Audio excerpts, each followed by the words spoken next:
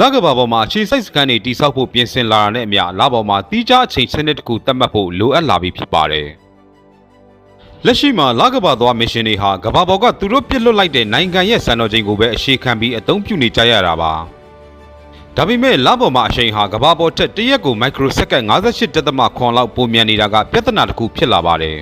။ဒါဟာအိုင်းစတိုင်းရဲ့ relativity theory ရဒရက်ဆဲအားနည်းတဲ့နေရာမှာအချိန်ဟာပိုမြန်ကုန်ဆုံးသွားလို့ပဲဖြစ်ပါတယ်။အိမ်ဖြူတော်ကနေ NASA ကို2026ခုနှစ်နောက်ဆုံးထားပြီးလပေါ်မှာသုံးမဲ့ Coordinated Lunar Time ကိုသတ်မှတ်ဖို့ညွှန်ကြားထားပါတယ်။ဒီအချိန်စနစ်ဟာလပေါ်မှာရှိတဲ့အာကာသယာဉ်တွေနဲ့ဂြိုဟ်တုတွေကြားဆက်သွယ်ရေးတိကျစေဖို့အတွက်အလွန်အရေးကြီးပါတယ်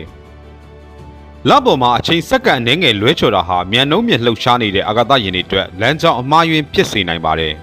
။လပေါ်မှာအချိန်ကိုတိတိကျကျတိုင်းတာနိုင်ဖို့အတွက် Atomic Clocks လို့ခေါ်တဲ့အနုမြူနာရီတွေကိုလမျက်နှာပြင်ပေါ်မှာထားရှိရမှာပါ။ကမ္ဘာပေါ်ကစံတော်ချိန် UTC နဲ့လပေါ်ကစံတော်ချိန် LTC ကြားမှာပြောင်းလဲမှုတွေကိုတွက်ချက်ဖို့တင်ချာနီးကြနီးလန်းသစ်တွေလိုအပ်ပါတယ်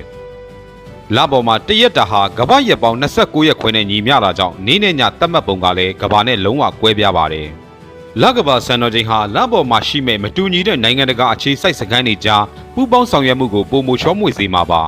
။လပေါ်မှာ GPS လိုမျိုးတီနီယာပြစနစ် Lunar Net ကိုတိစောက်ဖို့အတွက်လည်းဒီအချိန်စနစ်ကမရှိမဖြစ်လိုအပ်ပါတယ်။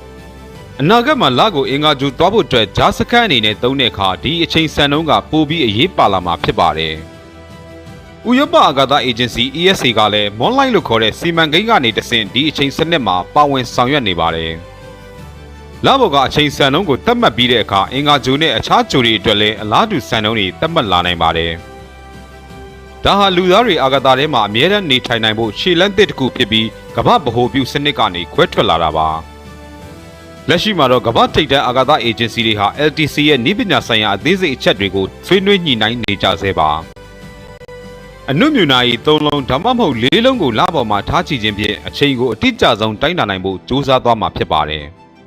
ဒီအချိန်စံနှုန်းဟာလပေါ်မှာရှိတဲ့နည်းပညာပစ္စည်းတွေရဲ့တက်တန်းနဲ့စွမ်းအင်သုံးစွဲမှုကိုပါထိန်းညှိပေးနိုင်မှာဖြစ်ပါတယ်